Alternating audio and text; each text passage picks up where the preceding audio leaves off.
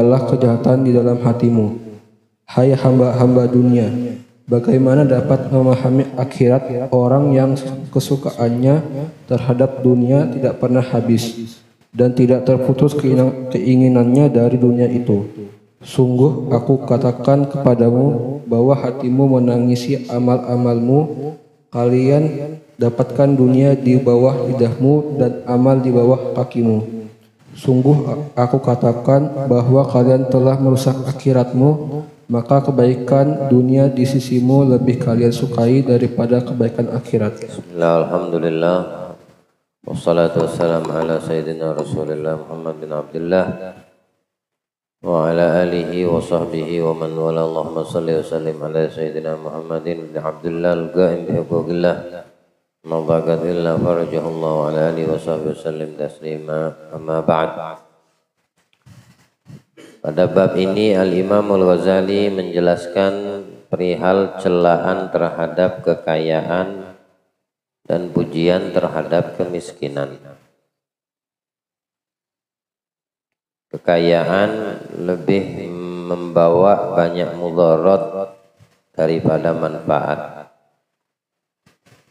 Tapi di satu sisi orang yang Allah berikan kekayaan dengan izinnya dan dia mampu untuk mengaplikasikannya guna rumah yang abadi atau darul baqa akhiratnya, maka kekayaan tersebut bermanfaat atas dirinya.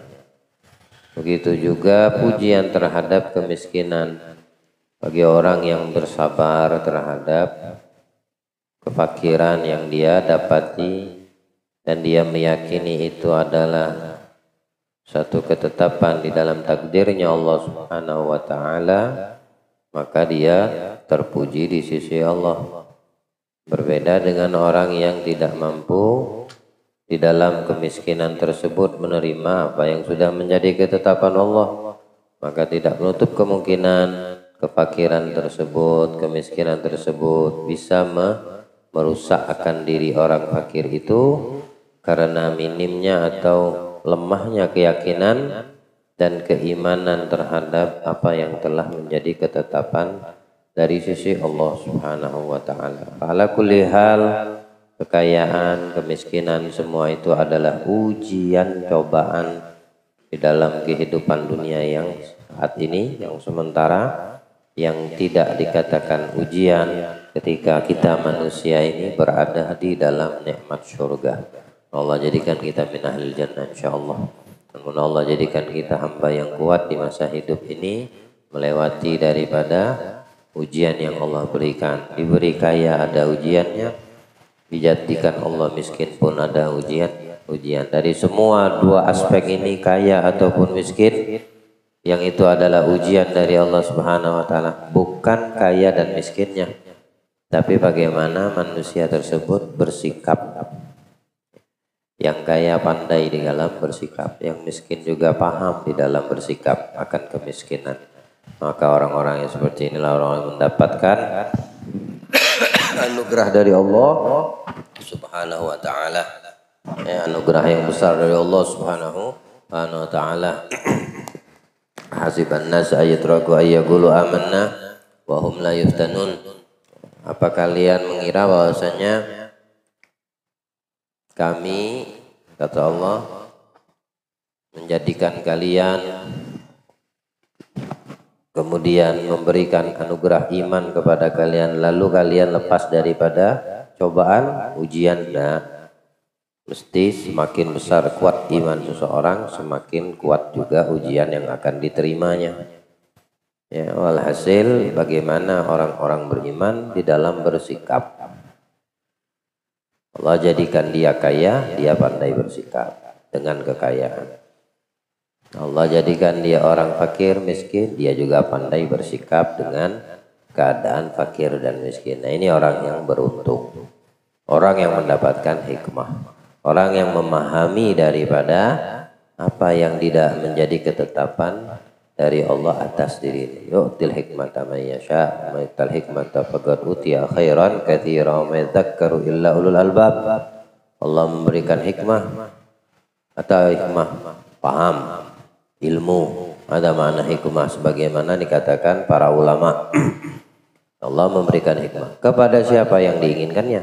Ya, tidak semua orang mendapatkan ilmu, tidak semua orang mendapatkan paham akan apa yang dialami dan dirasakan, apa yang dilewati, apa yang dijalani. Tidak semuanya, tapi orang-orang yang mendapatkan ini hikmah, faqad utiya khairan katsira, maka dia telah mendapatkan banyak kebaikan, kebaikan untuk dirinya, ya. Karena dia tahu bagaimana cara bersikap, karena dia paham terhadap apa yang dia dapati, yang dia alami. Mau dia jadi orang kaya ataupun dia jadi orang miskin, kalau orang itu paham dan bisa mengambil hikmah, maka dia telah banyak mendapatkan kebaikan. Dan bilang Allah, sedikit orang yang paham dalam hal ini kecuali orang-orang yang berakal,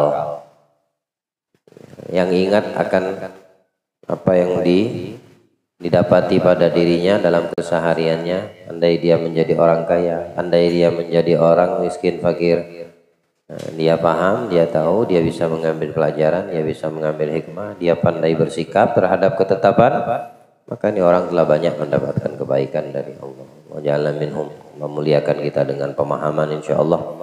Allah muliakan kita dengan hikmah yang bisa menuntun kita kepada banyak kebaikan dunia dan kebaikan akhirat terutama. Amin. Allahumma amin. Allah Subhanahu wa taala banyak sekali menceritakan daripada keutamaan orang yang diberikan kekayaan, yaitu dengan mereka dermawan dengan hartanya. Juga Allah tidak sedikit mengkecam orang yang diberikan kekayaan tapi dia tidak pandai bersikap atau malah ingkar.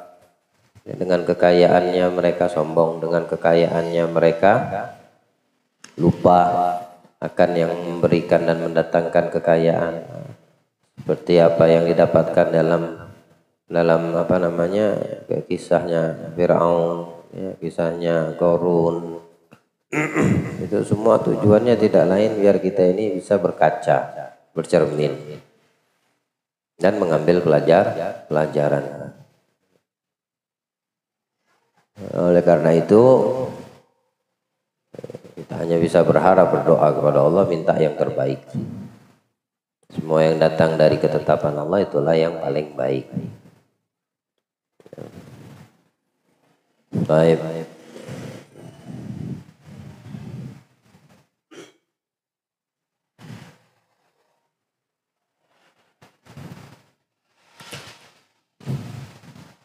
Manusia manakah yang lebih rugi daripada kamu? Andai kata kamu mengetahui, celakalah kamu sampai kapan kamu menunjukkan jalan kepada orang yang berjalan malam dan ditinggal di tempat orang-orang yang bingung. Seakan-akan kamu memanggil pemilik kesenangan duniawi agar meninggalkannya bagimu perlahan-lahan.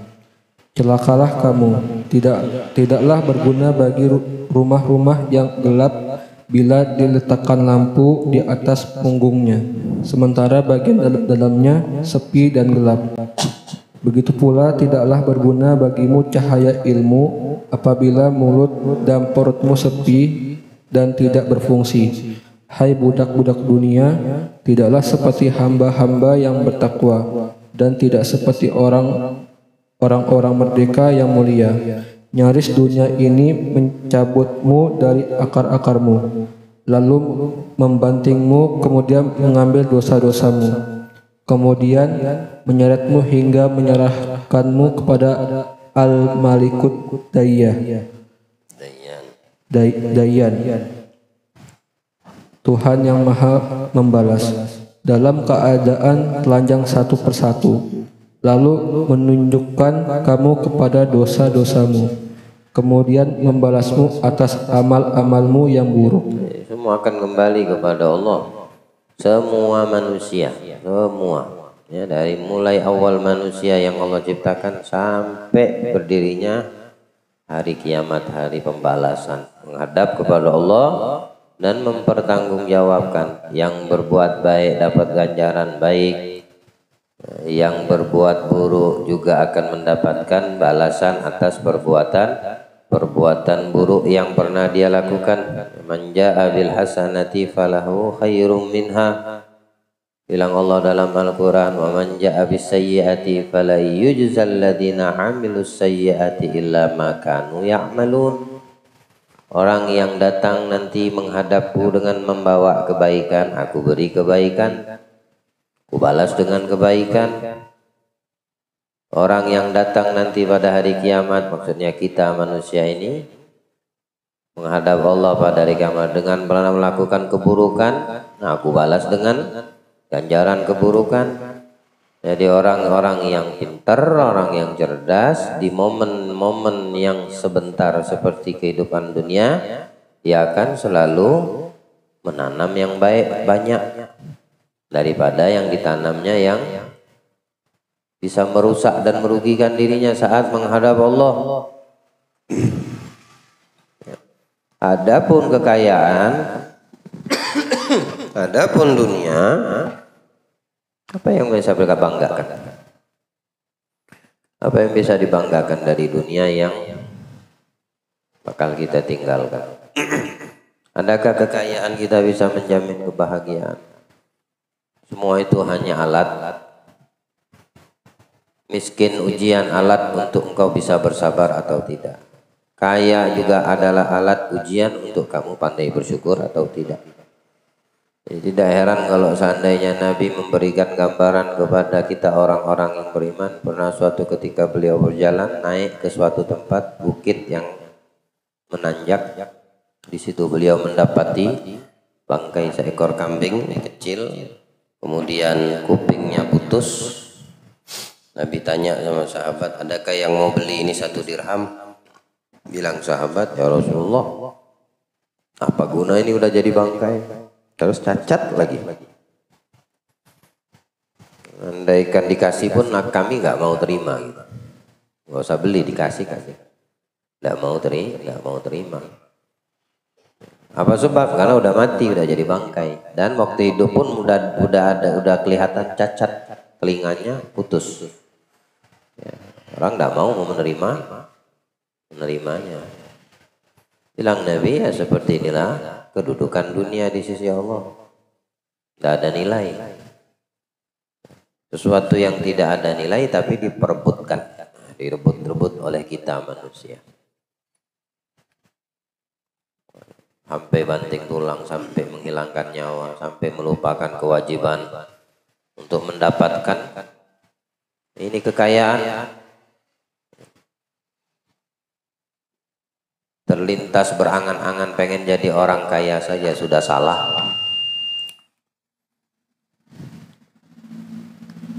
Kita terlintas di pikiran kita, oh, enak ya jadi orang kaya, pengen jadi orang kaya, itu udah salah. Berarti kamu berkeinginan terhadap sesuatu yang rendah, yang tidak ada nilai di sisi Allah.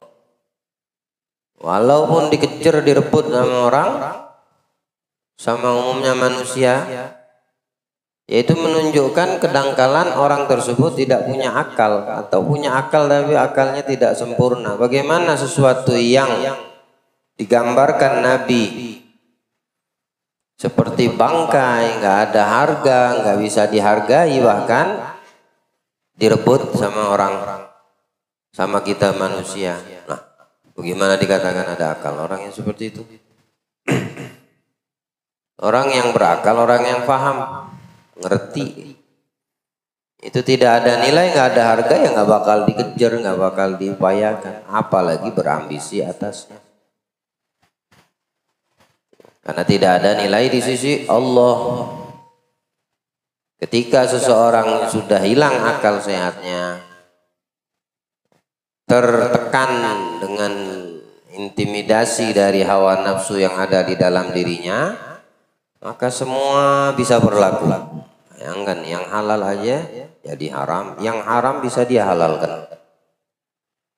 Nah, ini namanya udah jadi perbudakan nafsu yang ada di dalam dirinya. Nabi ditawarkan lalu Jibril, bumi kota Mekah itu emas, jadi emas. Mana Nabi berada di situ, bawahnya itu ada emas. Kapan Nabi pengen tinggal ambil, tapi ditolak sama Nabi. Nggak diterima sama anak. Nggak mau nah. Nah, sebagian dari kita manusia berlomba-lomba untuk mendapatkan hal itu. Justru orang yang tidak punya akal lah yang melakukan hal tersebut. Kalau dia pintar, kalau dia cerdas, imannya kuat, ya berarti tidak akan dia tertipu. Ya, dia tidak akan penuh dengan ambisi akan sesuatu yang tidak dia bawa mati. Ini orang-orang yang imannya kuat, memiliki koneksi yang kuat dengan Allah, dengan Nabi Muhammad sebagai taulatan.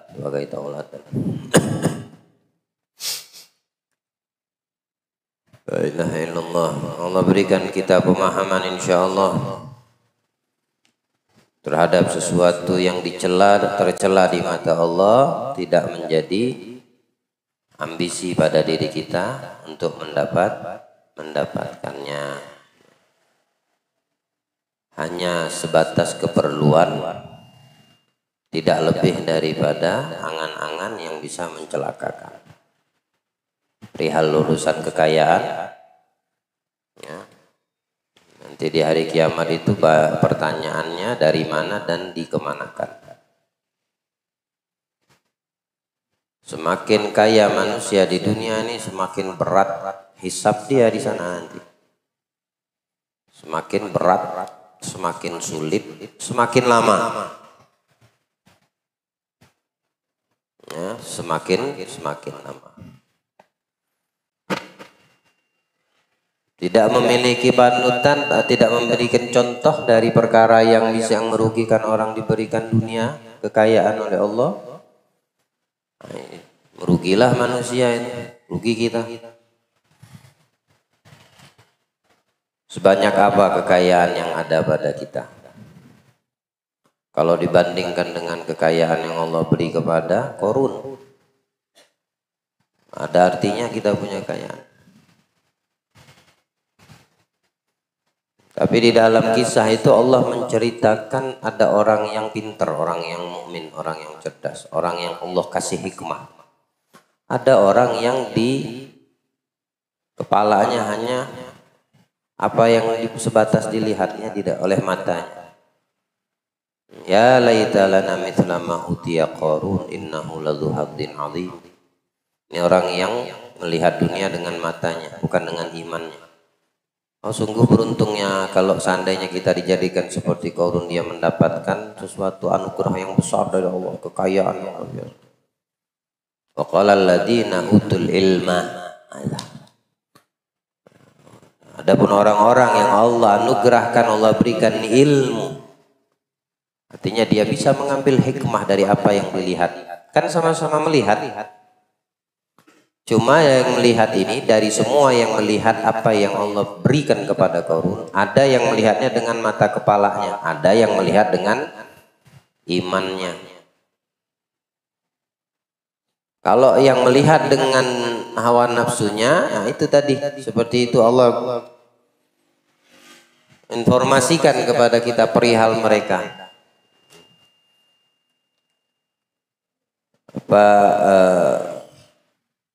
Fakharaja fi qaumihi fakharaja ala qaumihi fi zinatihi. Allah ceritakan itu dalam Al-Qur'an. Kemudian Qarun dan pembantu-pembantunya, pengikutnya keluar. Fakharaja ala qaumihi fi zinatihi qala alladziina yuriduna al-hayata ad-dunya. Nah, ini orang yang melihat dengan ambisi dunia, melihat dunia dengan matanya. Ya laita lana mithla ma utiya Qarun innahu ladzu haddin 'adzim. Andai kita seperti Qarun, dia mendapatkan sesuatu yang besar dari Allah, kasih untuk dia kekayaan yang berlimpah. Tapi kalau dari sudut yang melihat orang yang beriman, seperti yang saya katakan tadi, yang melihatnya banyak, tapi ada orang yang Allah kasih hikmah, Allah kasih ilmu.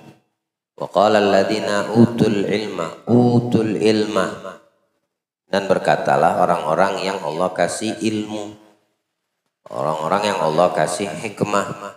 Utul ilma yu'til hikmah, sama itu ya, di ayat yang berbeda. Wailakum thawabullah khairun liman amana wa amila salihah. Celakalah kalian, kata orang yang pandai ini tadi, orang yang melihat dengan kacamata iman, dari kekayaan yang didapatkan atau diberikan Allah kepada orang lain yang dia lihat dengan mata zahirnya. Tapi dia bisa mengambil pelajaran, bisa mengambil ilmu, bisa mengambil hikmah dengan ainul basirah, dengan mata hati dan imannya. Celakalah kalian. Siapa kalian yang melihat dengan ambisi dunia? Yang dilihatnya apa? Apa yang Allah beri kepada Qarun? Allah beri kekayaan yang luar biasa untuk Qarun. Nah, orang yang menginginkan dunia berkata, beruntungnya Qarun. Coba kita seperti Qarun. Dia mendapatkan bagian yang luar biasa dari Allah. Tapi orang yang melihat dengan iman, yang melihat apa yang didapatkan oleh Qarun itu tidak ada nilai, sebagaimana itu sendiri tidak bernilai di sisi Allah. Mereka melihatnya dengan mata imannya, ya, dengan keimanan. Wailakum, celaka kalian. Thawabullah, pahala di sisi Allah, khairun, lebih baik dari apa yang kau lihat dan kau inginkan. Perihal Qarun yang kau lihat, yang kamu perhatikan, yang kamu dapati. Pahala di sisi Allah lebih baik liman amanah, untuk orang yang beriman. Ya, nah aja pandangannya beda ya. Pandangan yang pertama orang yang menginginkan dunia. Pandangan yang kedua orang yang menginginkan akhirat. Sama-sama melihat, sama-sama di tempat, di lokasi. Saat itu Qarun keluar dengan pembantu-pembantunya, dengan ajudannya, dengan harta bendanya. Ada yang melihat dengan mata dunia, ada yang melihat dengan mata akhirat. Pahala di sisi Allah lebih baik untuk orang yang beriman dan beramal saleh. Yang ngasih tahu siapa cerita itu? Yang menciptakan ini alam semesta.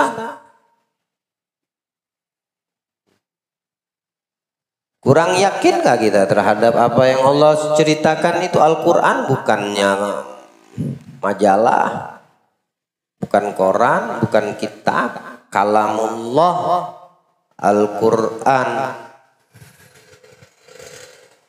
Dikasih taunya kepada Nabinya Muhammad, sampailah kepada kita. Seolah-olah Allah tuh mengatakan, ini loh, orang yang beriman ini loh. Begini nah cara pandang orang yang pengennya dunia, pengennya uang, pengennya mengharap kekayaan, menghayal berangan kaya. Nah ini juga ada sisi lain orang yang beriman. Sama-sama melihat. Ceritakan ya Muhammad, bacakan ini ayat ke umat manusia daripada umatmu. Sampailah kepada kita. Sampailah kepada kita. Berarti yang menyampaikan ini siapa? Yang menyampaikan ini yang menciptakan alam semesta. Adakah penyampaian yang lebih baik daripada apa yang sudah disampaikan Tuhan alam semesta? Apa isinya yang disampaikan Allah? Yang melihat dunia pengen, yang melihat dunia dengan iman, dengan ilmunya Allah nggak menginginkan. Tapi pengennya kemana? Bukan yang dilihat oleh mata dunia ini tadi. Yang menilai sesuatu dengan hawa nafsunya. Mereka melihat orang yang beriman kepada Allah. Yang ada di sisi Allah itu lebih baik daripada yang dimiliki Qarun. Apa yang dimiliki Qarun? Emas, perak, berlian, mutiara, semua, singgasana, semua. Tidak ada yang tidak menggiurkan.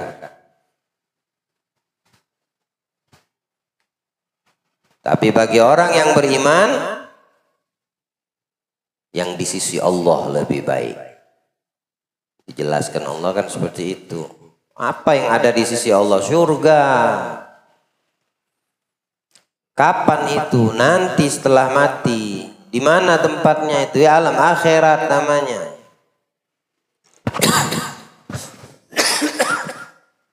Kenapa lebih baik? Karena yang ada di sisi Allah lebih baik itu sifatnya kekal. Selamanya, tidak hilang. Tapi yang ada pada Qarun, mana sekarang? Dapatkah kita bagian? Adakah wasiat dari Qarun? Fulan, kamu yang hadir malam ini dapat. Mana ada sisa sama sekali. Semua ditelan sama bumi. Tapi kalau yang nanti di akhirat kekal. Ya, itu sesuatu yang pasti. Yang semua manusia pasti akan mendapati masa tersebut. Hari tersebut. Makanya di sini dikatakan semua akan menghadap kembali kepada Allah. Lalu akan ditunjukkan kepada kamu akan dosa-dosamu dan membalas atas amalmu yang buruk. Kalau yang dibawanya itu baik, juga akan ditunjukkan sama Allah lembaran yang baik. Jika amal yang kamu lakukan waktu masih hidup ini baik, maka yang akan kamu dapatkan di akhirat pahala, bukannya keburukan. Yang menghadap kepada Allah, mendatangi Allah dengan amal yang buruk, maka dia akan mendapatkan keburukan yang ditanamnya. Nah, dengan baik, dia akan mendapatkan ganjaran yang lebih daripada yang dilakukannya. Bayangkan satu kebaikan diganjar Allah sampai 700 kali lipat. Dan bayangkan bagaimana sayangnya dan besarnya rahmat Allah bagi orang yang mendapat balasan keburukan dari yang dia lakukan hanya sebatas satu keburukan yang juga dia lakukan, nggak dilipat gandakan. Manusia berbuat dosa, satu balasan dia dapatkan dari amal buruk yang dilakukan. Manusia berbuat baik, satu kebaikan sampai 700 kali lipat Allah balas kebaikan dari satu kebaikan yang dilakukan dibalas berlipat ganda. Satu keburukan dibalas satu keburukan. Itu rahmatnya Allah. Di antara spesial umatnya Nabi Muhammad sallallahu alaihi wasallam. Sallu ala Nabi. La ilaha illallah Muhammadur Rasulullah. Allah berikan kita pemahaman. Allah berikan kita pemahaman. Allah berikan kepada kita pemahaman, insya Allah, celaan terhadap ini dunia dan kekayaan. Tapi siapa yang dapatkan itu? Siapa yang bisa mendapatkan itu? Kebaikan akhirat. Seperti yang Allah ceritakan di ayat tersebut. Iman amana billah, iman amana wa amila shalihan. Wa la yulaqaha illa sabirun. Wala yulaqqaha illa sabirun. Tidak ada yang bisa mendapatkan melakukan itu dapat kebaikan akhirat, tak bisa melakukan amal yang baik kecuali orang-orang yang memiliki kesabaran. Nah, mereka akan menjumpai Allah dengan Allah itu ridho sama dia. Artinya ridhonya Allah, ini loh pahala untuk kalian, ini loh surga untuk kalian. Yang dapetin itu orang yang sabar. Allahumma ja'alna minas sabirin. Allah jadikan kita orang yang sabar insya Allah. Adakah di antara kita yang pernah berdoa minta kaya? Kalau memang ada, lebih baik tidak usah lagi. Diganti aja. Kalau tadi ya Allah jadikan hambamu ini kaya, sekarang diganti ya Allah berikanlah untukku keselamatan dunia dan akhirat. Mana yang bagus dari dua gambaran itu? Yang pertama atau yang kedua? Ya Allah kalau aneh dijadikan kaya, aneh bakal bantu orang, aneh bang ini akan ini. Ente nggak tahu kisah Tha'labah waktu datang Nabi dengan permintaan seperti itu. Setelah Allah datangkan apa? Jadinya dia. Nah, jadi minta sama Allah sebagaimana yang diajarkan Nabi. Nabi itu ngajarkan doa. Pendek tapi penuh kebaikan dunia dan akhirat. Mintalah sebagaimana yang diajarkan Nabi, yang dipinta sama Nabi. Atau bikin pertanyaan, pernahkah Nabi minta sama Allah kekayaan? Tanpa Nabi minta ditawarkan, ditolak sama beliau. Adakah ente pernah baca atau dapatkan hadis dari doa Nabi ya? Nabi minta harta kekayaan berlimpah luas. Tak ada. Karena Nabi tahu kekayaan itu bisa menjadi fitnah untuk orang yang tidak mampu mengembannya. Kekayaan yang dimaksudkan oleh Nabi bagi orang yang memahami itu kekayaan hatinya. Bagaimana orang dikatakan nikmat walaupun banyak kekayaan kalau hatinya tidak nyaman? Sekarang contoh saja. Ente pulang dari sini tempat, ente bawa uang 1 karung. Isinya duit 100.000, 1 tas 1 karung jalan. Atau 2 koper, 1 koper tapi isinya duit semua, 100.000. Yang ingin saya tanyakan, kamu berjalan bawa duit 1 tas itu dalam keadaan nyaman atau was-was? Udah itu dari itu aja kita itu harusnya bisa mengambil pelajaran bahwasannya kaya itu bukan dari yang kamu bawa isi 1 tas duit tadi. Kaya itu hatinya yang kaya. Sehingga kalaupun dia tidak memiliki apa-apa di dunia, dia nyaman punya hati.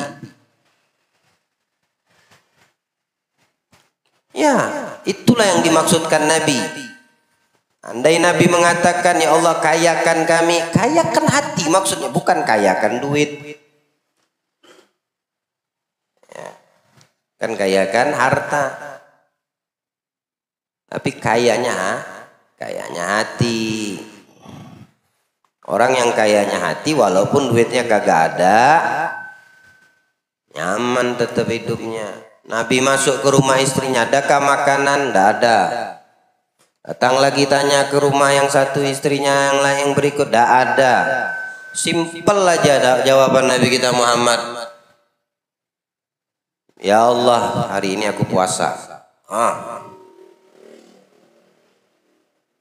Hatinya, lihat bagaimana contoh atau tauladan yang disampaikan, diajar, diperlihatkan Nabi kita Muhammad. Coba kalau kita nanya sama bini, adakah makan? Tidak masak hari ini, besok tidak masak lagi. Apa yang terjadi dengan hatimu? Nyaman kamu puasa sebagaimana Nabi mengatakan, Allahumma inni shaim. Ya Allah, kalau begitu hari ini aku puasa. Yang ada kita ngomel, marah-marah. Apa kau kerja nih? Masak tidak mau, masak tidak pernah, duit nafkah aku kasih, repot sama HP. Mungkin begitu yang keluar dari mulut kita. Sibuk kau dengan medsos, sibuk kau dengan aplikasi, sibuk kau dengan ini dan itu. Enggak. Yang seperti mau dibilang kaya hatinya, enggak, susah untuk bisa menjadikan diri kita kaya yang betul-betul faham arti kaya itu seperti apa. Kaya yang sebetulnya sebagaimana hati Nabi kita Muhammad yang telah beliau contohkan, nyaman hati. Jangan usah minta kaya sama Allah. Mintalah apa yang diajarkan Nabi di dalam doa. Apa ajaran Nabi dalam doanya? Nas'alullah al-afwa wal-afiyah. As'alu Allah al-afwa wal-afiyah. Al-afwa wal-afiyah. Bilang Nabi ini doa pendek, tapi di dalamnya penuh dengan kebaikan dunia dan akhirat. Ya Allah, aku meminta kepadamu al-afwa, maaf, ampunan dari Allah. Afiyah wal afiyah, keselamatan. dimaafkan, diampunkan sama Allah, dikasih keselamatan sama Allah. Selamatannya mana? Selamatan dunia dan akhirat. Adakah yang lebih top dari permintaan yang diajarkan Nabi? Kekayaan bisa memberi keselamatan? Belum tentu. Kekayaan menjadi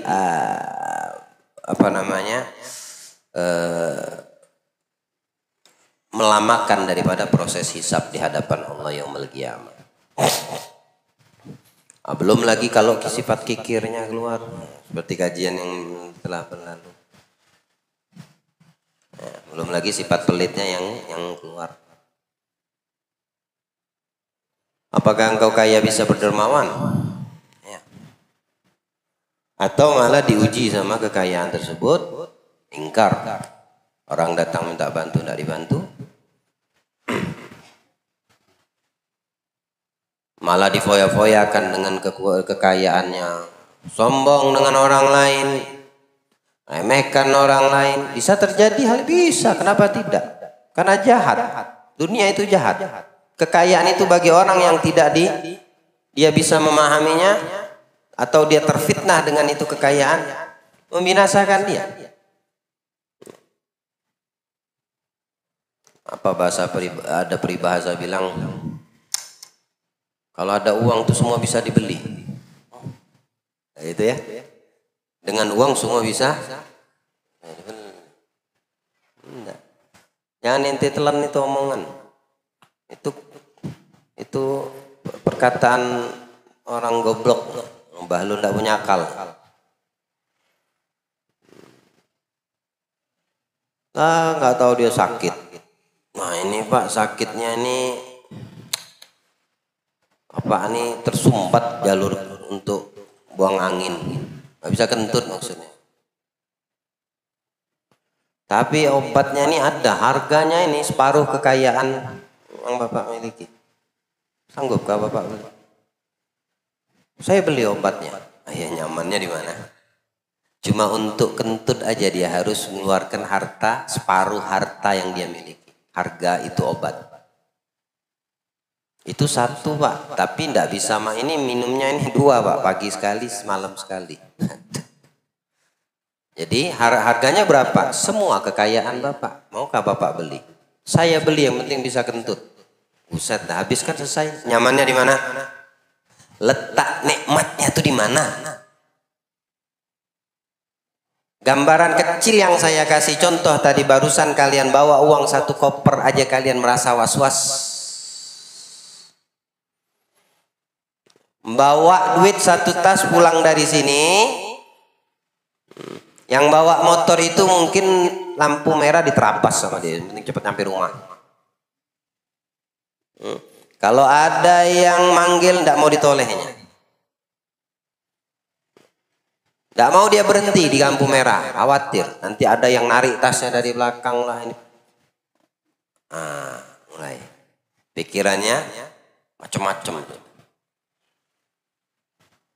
Nyampe di rumah, ada yang ngintai enggak ya tadi dari belakang, yang ngikutin aku ada enggak? Mana lagi nyamannya tuh orang.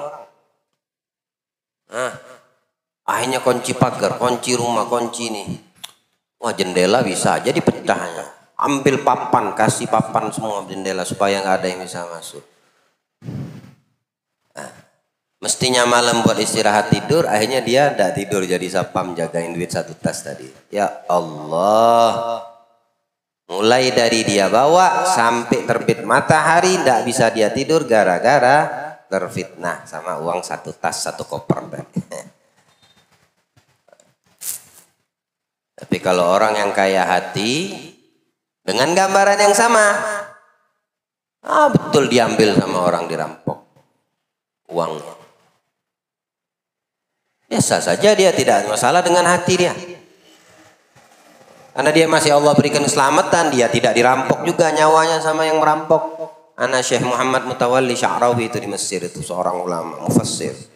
Di hari Habib Abdul Qadir Ahmad Segaf masih hidup.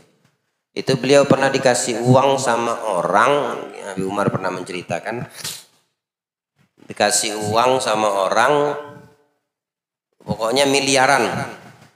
Ada satu orang takjir ngasih hadiah aja begitu miliaran.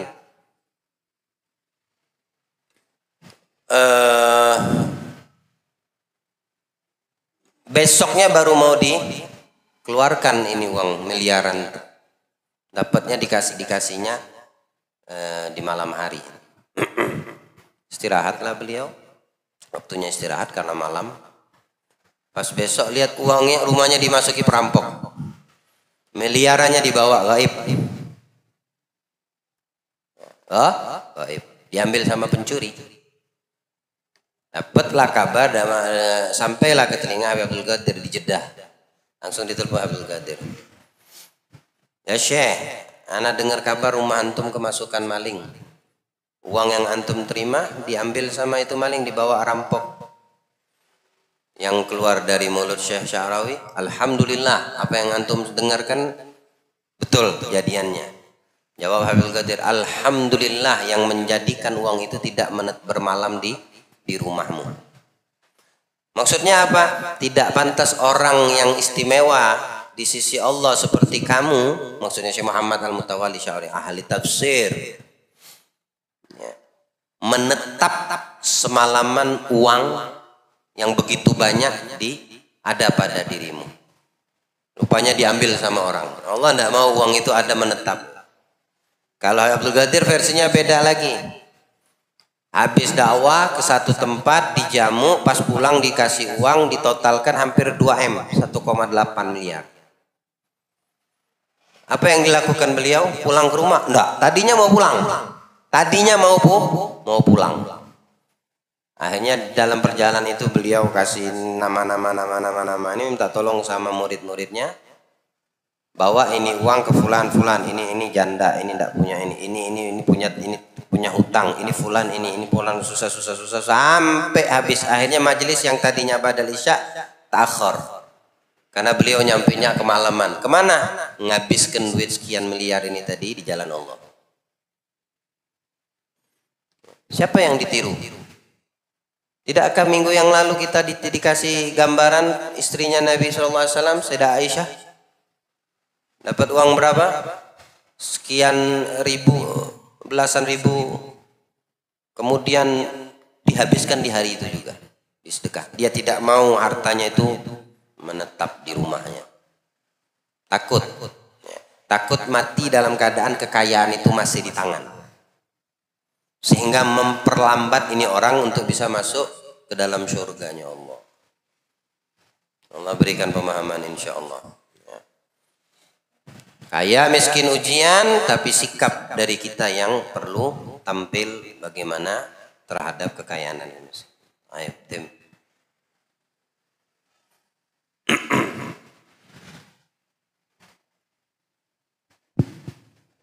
Telah jelas bagaimana bahwa kemiskinan lebih utama dan lebih baik.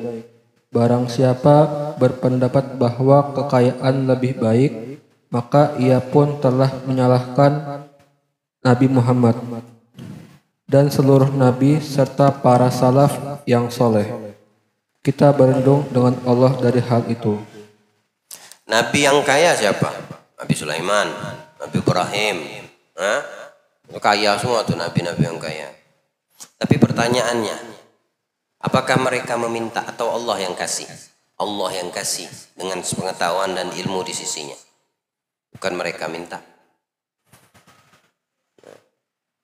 Nabi ditawarkan, Nabi kita Muhammad itu ditawarkan mau jadi nabi hamba, nabi kaya. Bilang Jibril, nabi hamba. Bukan nabi yang kaya. Kalau kekayaan, tidak ada yang bisa mengalahkan kerajaan Nabi Sulaiman. Dari kekayaan yang dimiliki, nggak ada yang bisa mengalahkan keutamaan dan kemuliaan. Tapi itu pilihan dari Allah, pemberian dari Allah. Tidak ada minta, bukan permintaan. Ya, ini harus kita pahami. Jadi kalau ada orang yang mengatakan kaya itu lebih baik dari miskin, pahami isi kitab ini yang kalian baca nih malam. Secara tidak langsung mengatakan para nabi itu tidak bagus.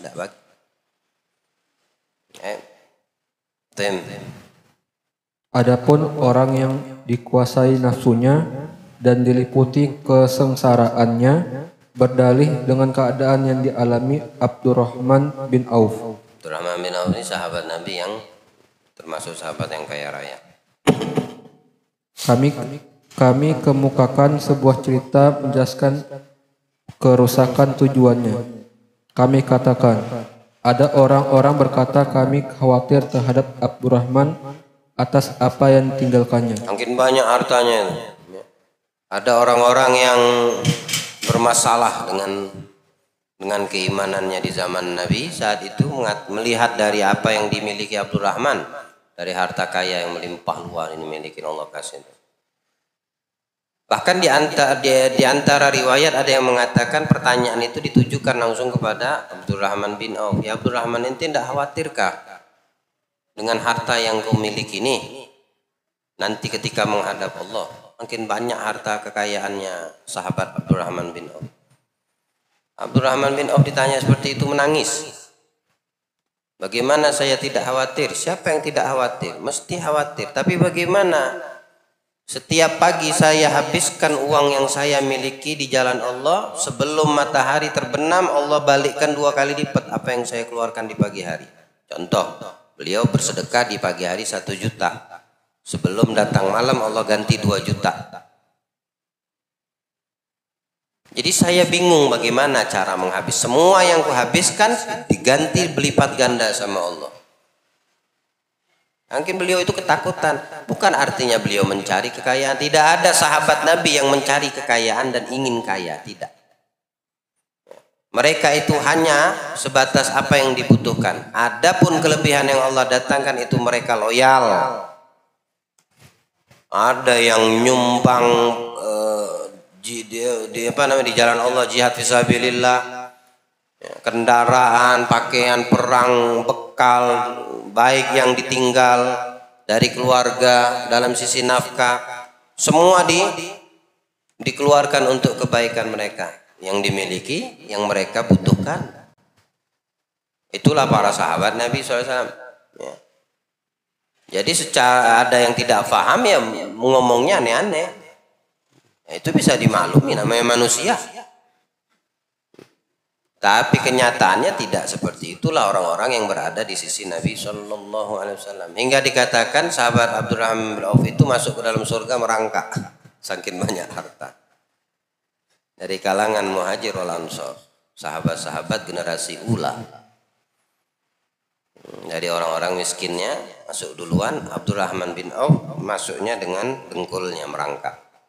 Saat Nabi menjelaskan hadis itu, Abdurrahman dapat informasinya. Kebetulan beliau saat itu baru pulang dari safar dagangnya dari Yaman. Ada kafilah dari Yaman milik Abdurrahman bin Auf. Bawa hasil dagang sukses. Sukses hasil dagangnya bagus. Keuntungan yang melimpah luas. Saat mendengarkan itu, semuanya itu yang dibawa dari perdagangannya itu dari Yaman.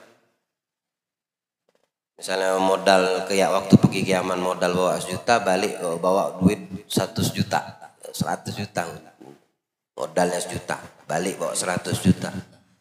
Nah, waktu balik bawa keuntungan yang besar, dapat informasi kalau seandainya dia masuk ke dalam surga itu dengan merangkak.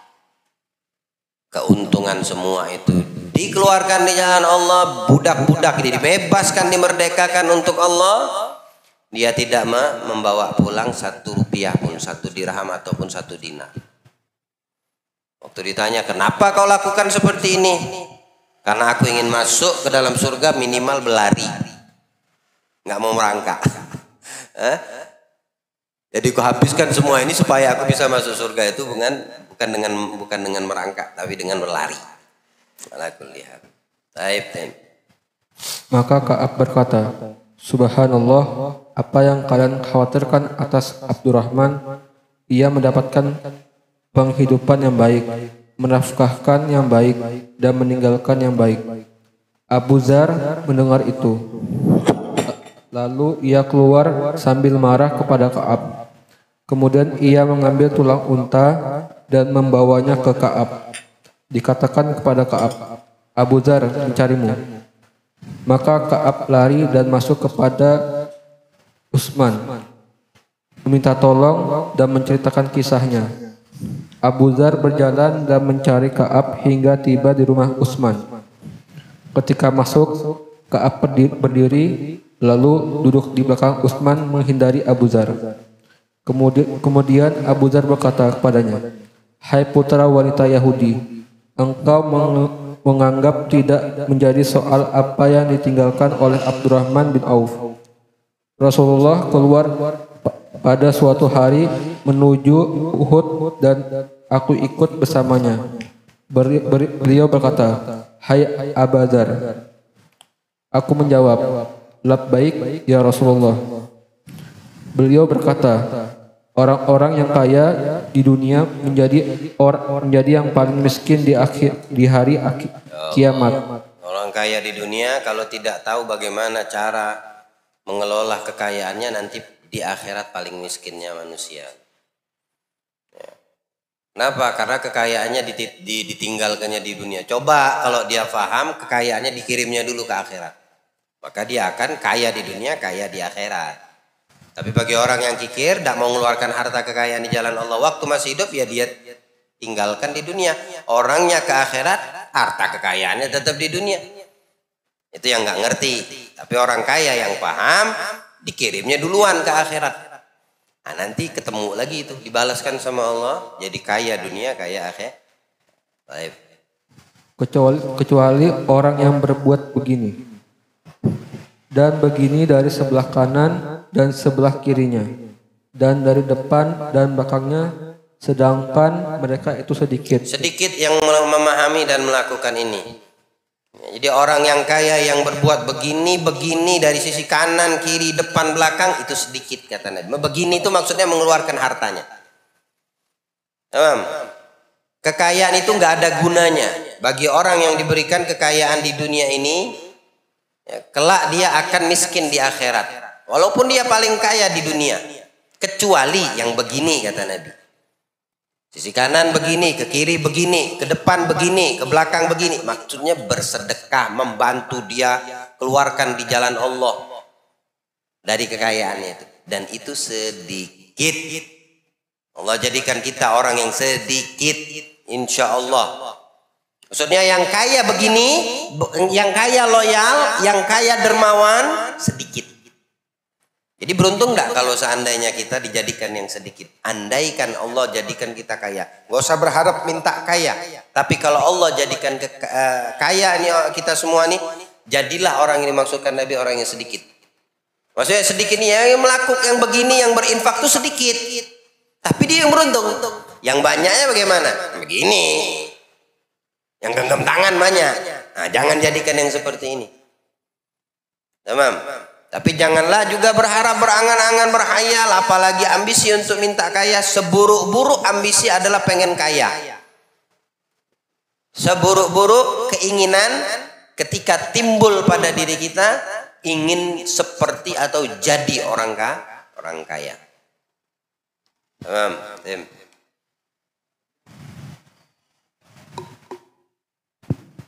Kemudian Nabi berkata, "Hai Abu Dzar." Aku menjawab, "Ya wahai Rasulullah, ayah dan ibuku menjadi tebusanmu."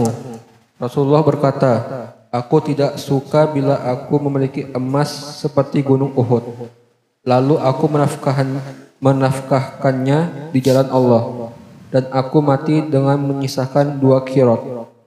Aku berkata, "Atau 2 kitar.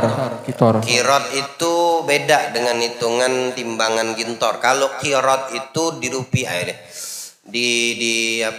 didirhamkan itu 1 dikit dirham. 1 dirham koma sekian, kurang lebih begitu. Itu 1 qirot. Ya, ini yang maksudkan Nabi menyisakan 2 qirot. Berarti 2,5 gram 2 qirot.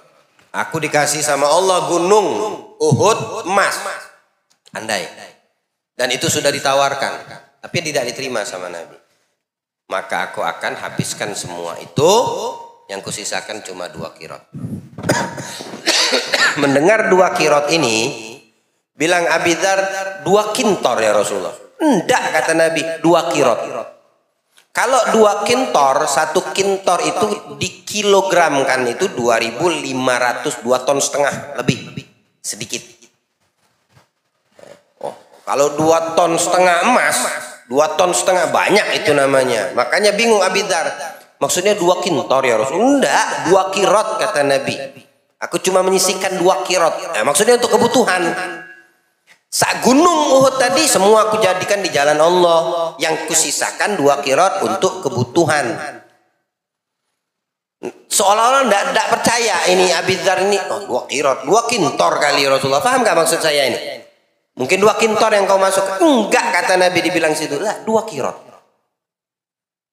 Dari 1 gunung emas ini sebesar gunung Uhud, aku sedekahkan di jalan Allah, aku cuma sisakan 2 kirot. Bukan 2 kintor, 2 kirot. Kira Abu Dzar mungkin 2 kintor kali. Kan gunung kan misalnya berat gunung itu misalnya 1 juta ton. Jadi semua dikeluarkan di jalan Allah, disisakan cuma 5 ton saja gitu. Enggak, ternyata 2,5 gram perak. Bukan emas, perak dirham. Subhanallah. Dan itu hanya untuk kebutuhan. Tamam. Beliau menjawab, bukan hanya 2 kirot. Kemudian Nabi berkata, hai Abu Dzar, engkau ingin lebih banyak, sedangkan aku ingin lebih sedikit. Rasulullah menginginkan ini, sedang engkau berkata, hai putra wanita Yahudi, tidaklah mengapa harta yang ditinggalkan oleh Abdurrahman bin Auf. Maksudnya ini Ka'ab bin Malik ya.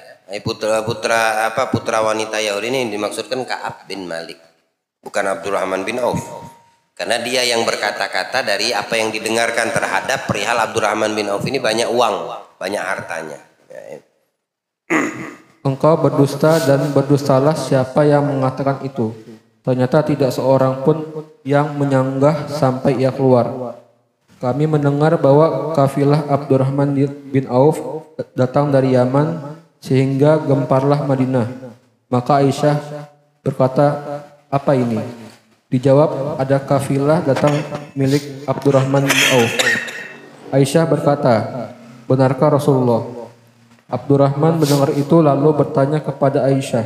Aisyah menjawab, aku mendengar Rasulullah berkata, aku melihat surga dan kulihat orang-orang muhajirin yang fakir dan orang-orang muslim masuk surga sambil berlari kecil. Tetapi tidak kulihat seorang pun dari orang kaya yang masuk ke dalamnya bersama mereka selain Abdurrahman bin Auf. Aku melihatnya masuk bersama mereka sambil merangkak.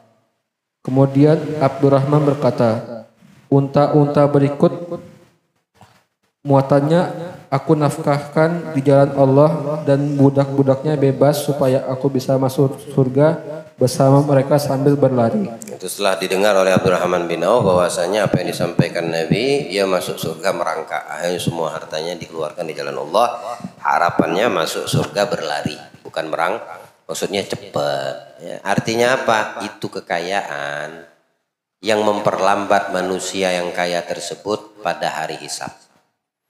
Ya, terlambat dia masuk ke dalam surganya karena lamanya hisab, perhitungan dari kekayaan yang dia diberikan Allah kepada dirinya. Allah berikan pemahaman insyaallah, ikrimna wa iyyakum jami'an. Allah muliakan hati kita insyaallah dan dikeluarkan dari hati kita hubbud dunia. Allah keluarkan dan jauhkan dari hati kita cinta kepada dunia, cinta kepada perkara yang menghalangi kita dari kebaikan akhirat. Amin. Allahumma amin. Wassallallahu ala sayyidil mursalin wa ala alihi washabihi wasallam. Alhamdulillah rabbil alamin.